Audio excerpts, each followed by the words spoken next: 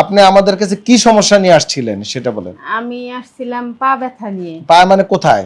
হিপে। Hip joint, কুস্কিতে। 1 বছর থেকে আমি এই ব্যথায় ভুগতেছি, বিভিন্ন ডাক্তার দেখাইছি, কোনো কাজ হয় নাই। পরে জানতে পারলাম যে আমার হিপের বল নষ্ট হয়ে গেছে। 12 দিন ভর্তি ছিলাম। আজকে সব 12 দিন? জি। আচ্ছা, ইনশাআল্লাহ আমি এখন আল্লাহর রহমতে অনেক সুস্থ। হাঁটতে পারতেন? হাঁটতে পারতাম না। নিচে বসতে পারতেন? এখন পারেন? জি, এখন হাঁটেন পারি। তো, হাঁটেন একটু, একটা দেখেন, অসুবিধা নেই। হ্যাঁ, যান, আবার আসেন। নিচে বসেন তো দেখি।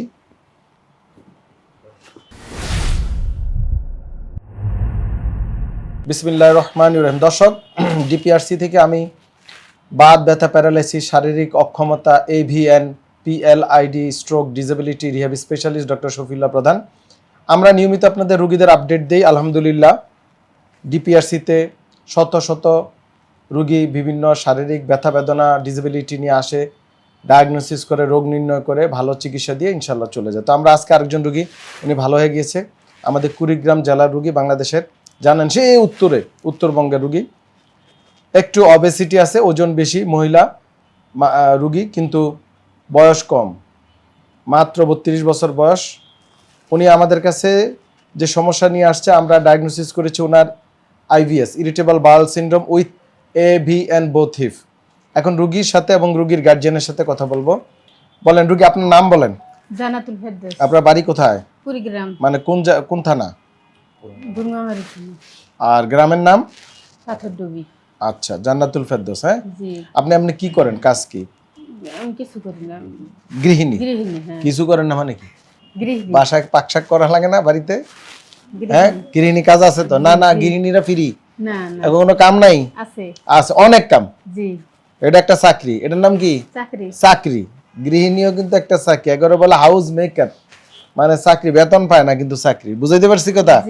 আচ্ছা, যাই হোক, আপনি আমাদের কাছে কি সমস্যা নিয়ে আসছিলেন সেটা বলেন। আমি আসছিলাম পা ব্যথা নিয়ে। পা মানে কোথায়? হিপে। Hip joint, কুস্কিতে। 1 বছর থেকে আমি এই ব্যথায় ভুগতেছি, বিভিন্ন ডাক্তার দেখাইছি, কোনো কাজ হয় নাই। পরে জানতে পারলাম যে আমার হিপের বল নষ্ট হয়ে গেছে, মাথাটা। হ্যাঁ, জি। পরে ওখানে সার্জারি করতে বললো, টেনশনে পড়ে গেলাম।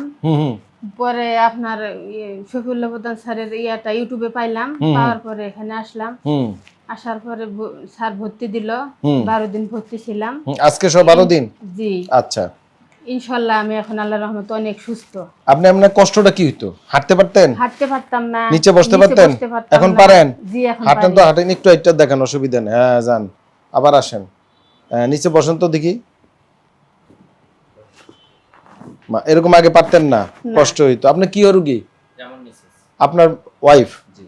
আপনার ওয়াইফ এখন আগে যে অবস্থা ছিল এখন ভালো, আলহামদুলিল্লাহ। চেক করে করছেন। আর ওজনও তো বেশি ছিল, আগে 78 ছিল, আজকে কত পেয়েছি? 70 কেজি। আর ওই যে পেটের সমস্যাটা, জি, আইবিএস সমস্যা ছিল, ওটাও চলে গেছে।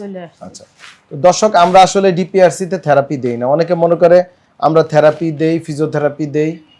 নো, আমরা এখানে এমডিটি ট্রিটমেন্ট করি। MDT, multi disciplinary team approach treatment হয়। এখানে বিশেষজ্ঞদের সমন্বিত চিকিৎসা ব্যবস্থা। আমার সাবজেক্টে যে রোগীগুলো আসে সেগুলো আমি আমার মাধ্যমে দেখে অন্য ডাক্তার সহ একসাথে চিকিৎসা হয়। This is MDT approach. এখানে যদি অপারেশন লাগে আমরা অপারেশন করি, পোস্ট অপারেটিভ, প্রি অপারেটিভ। আবার এমডিটি অ্যাপ্রোচে যদি থেরাপি লাগে সেটা দিই, অপারেশন পরে থেরাপি লাগে সেটা দিই। যার অপারেশন ছাড়া ভালো হবে তারা এমডিটি অ্যাপ্রোচে যায়। যার ওষুধ লাগে ওষুধ দিই, যার ইনজেকশন লাগে, যেটা লাগে আলহামদুলিল্লাহ আমরা চেষ্টা করতেছি। পৃথিবীর সকল দেশের অত্যাধুনিক বিভিন্ন যন্ত্রপাতির মাধ্যমে রোগীদের চিকিৎসা করা হয়। অনেক যন্ত্রপাতি আছে না?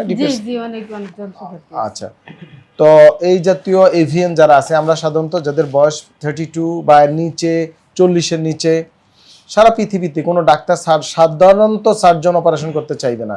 বলবে তুমি ব্যায়াম করো, আমাদের এরকম ডিপিআরসির মতো প্রতিষ্ঠানে যাও, চিকিৎসা করে, এতে যদি ভালো থাকো ভালো, যদি ভালো না হয় তখনকারটা সার্জারি চিন্তা ভাবনা করা যাবে। আবার সার্জারির বিভিন্ন প্রটোকল আছে।